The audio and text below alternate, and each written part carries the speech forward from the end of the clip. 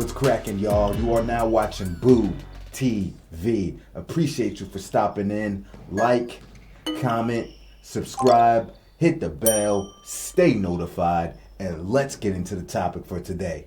All right, Kobe Bryant breaking down film of signature moves he learned from prior NBA legends.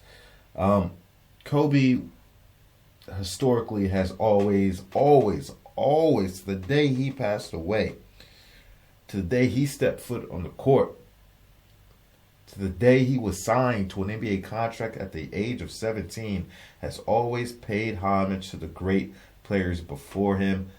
He is a complete historian of the history of the league and took so many different things from so many different players and incorporated it into his style of play, none more notoriously than Michael Jordan.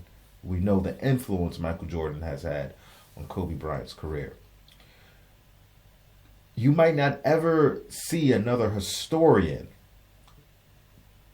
as far as it goes with the game of basketball, like Kobe was. Kobe was a brainiac.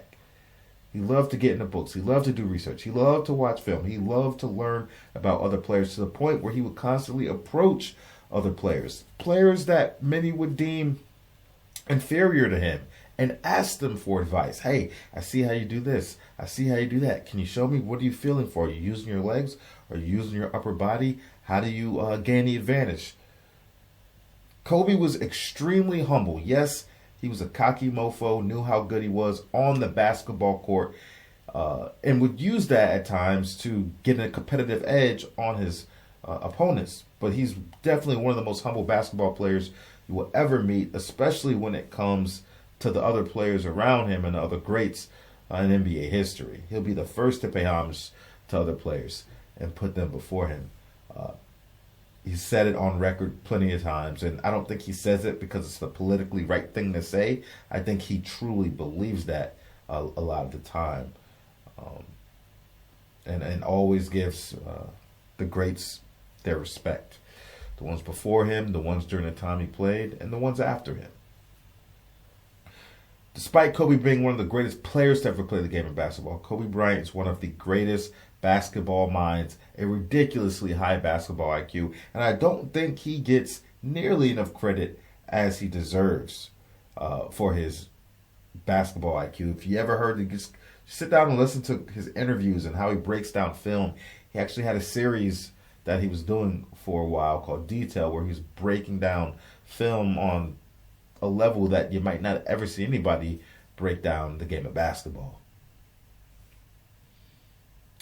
So I found this video here. It's just under 4 minutes, not very long, but we'll sit down with Kobe Bean and watch him break down film from some other NBA players. Let's get into it. You see a lot of similarities in players, and there isn't a move that's a new move. There's nothing that hasn't been done before. I seriously have stolen all of these moves from these great players. Let's look at Oscar Robertson. Take me through what you're watching. What I watched when I was a kid was just watching his body position, how he uses his body, and then how he's freezing the defender and creating space and things like that. He was blessed to have that big old booty. I don't have a big old booty, so I can't. I gotta use other means to create space. I actually won the game with that one against Toronto. Right. That quick release. Yeah. Same quick release. Yeah. Yes! Jerry West. His pull-up jump shot was absolutely vicious. See, that was just, you're using more of a dynamic pull-up shoot. See that right there? So Oscar's was, using his body, but you see Jerry's kind of like me. He's wiry, kind of uses quickness to get guys off. See? Nice little up fake. I use that a lot too. I'm actually watching the defender a lot and trying to figure out, what is he seeing as an offensive player to make him do what he's doing, or why that makes sense in terms of what is he thinking at that moment, and why did that move work. So tell me what you knew about Elgin Baylor. Everything I heard about Elgin, everything I read about Elgin was that he was Dr. J and Michael Jordan before Dr. J and Michael Jordan. You get to the basket, you do all these incredible things in the air. But I want to know, how did he get to the basket? It's cool to be able to do all those fancy things, but how did he get there? Wow. What was the thing that set him apart? He had great footwork, very explosive first step, very strong though. And you forget of his size and how big he was and how strong he was. So once he dipped that shoulder and got by players, it was basically good night. You were at his mercy. That's pretty impressive. A lot of guys can't use the right foot as being a pivot foot and the left foot being the foot that they use to fake. It's just an uncomfortable move for right-handed players. That is true. And he looked absolutely natural in doing that. Magic's a lot of razzle-dazzle. He set that up from the beginning, though. He knew he had his man sitting right there, so it was just a matter of how he's going to get the ball to him. Mm-hmm. Yeah, so he's seeing things before they ever happen. I've been on the record saying that about Magic Johnson. This guy, like, as the play is happening, he's putting players where they need to be and manipulating the defenses the way he wants them, so he knows exactly what's going to happen. And it's really just a matter of how he wants to deliver the ball. Magic was amazing at that. I don't think that gets talked about or really noticed. He's making these plays happen. Right. Yeah, that's what's crazy to me. I mean, he and I, we're completely two different players. But still in all, there's a lot of things that I can learn, even just from my own curiosity, just because I love the game. It's his vision that sets him apart, isn't it? His court vision? Yeah, I mean, his passing ability and his ability to see things on the court, it's second to none in my opinion. For some, it's passing. Me, I'm best. I'm a scorer. I mean, that's what I do. I look at it as like superheroes, Some have webs, some can fly, some can, you know what I mean? Everybody has their own thing that they do well or do better than the others. You were a Magic guy. Mm-hmm. You didn't even really like Jordan, right? No, I wasn't a fan of his, actually. I was a big Magic fan, and so Michael was coming along. It was kind of like a territorial kind of thing where, I wanted to see Magic win. But then once I realized I wasn't going to be 6'9" like my dad, I was pretty much stuck at this height, that I started seeing a lot of similarities in terms of physique and things like that, things that I could learn from him at that size and how he worked. I've literally learned so much from him. I just try to, do him proud and do Jerry proud and Oscar Robertson proud and guys who came before me because I learned so much from them.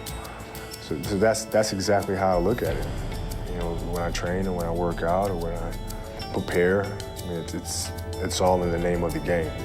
It's a lot bigger than me. One thing I love about the Kobe Bryant content is that he has so much good stuff out there that covers a wide range. That's like, do I want to talk about, Kobe Bryant amazing plays, break down some passing he did, break down some amazing scoring, break down some ball handling, break down some dunks? Do I want to just cover a span of Kobe Bryant's career that often gets looked over, he doesn't get enough credit for? Do I want to talk about this? Do I want to talk about his interviews, which are so in-depth and so insightful? Just gain a lot of information from him. I want to talk about Kobe Bryant breaking down film. Do I want to talk about Kobe Bryant's artwork he has done? He has created basketball content through his form of art and storytelling that I still want to cover. There's just so much different Kobe Bryant stuff that I want to get into. But eventually here, I don't plan on leaving this earth anytime soon. So at someday I'll cover all of it, hopefully one day.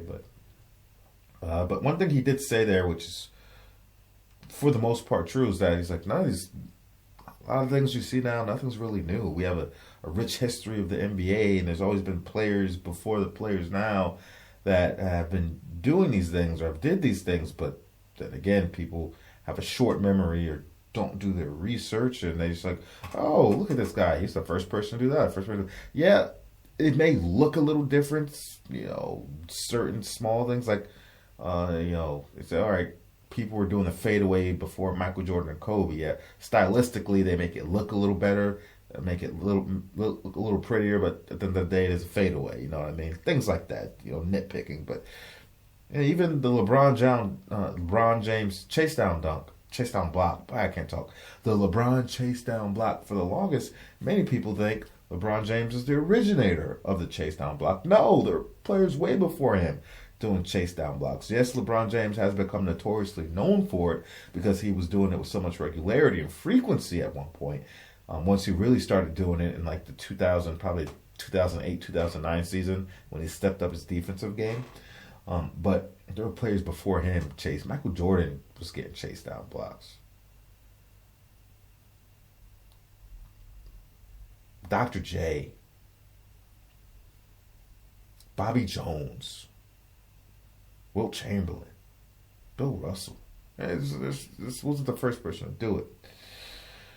But with that being said, most of the stuff you'll see now has been done before. So, pay homage. Pay homage. No, they weren't firemen and plumbers or whatever they're saying. They're calling these players of the 70s and 80s and some of the 90s now. No, they weren't. These guys were magnificent. And they get to work to anybody in today's age. All right? Appreciate you guys for stopping in. Check out my Kobe Bean Bryant content. Good variety there in the Kobe Bryant playlist. I appreciate you for stopping in. Like, comment, subscribe, hit the bell, stay notified, and I'll catch you on the next one. We out, baby.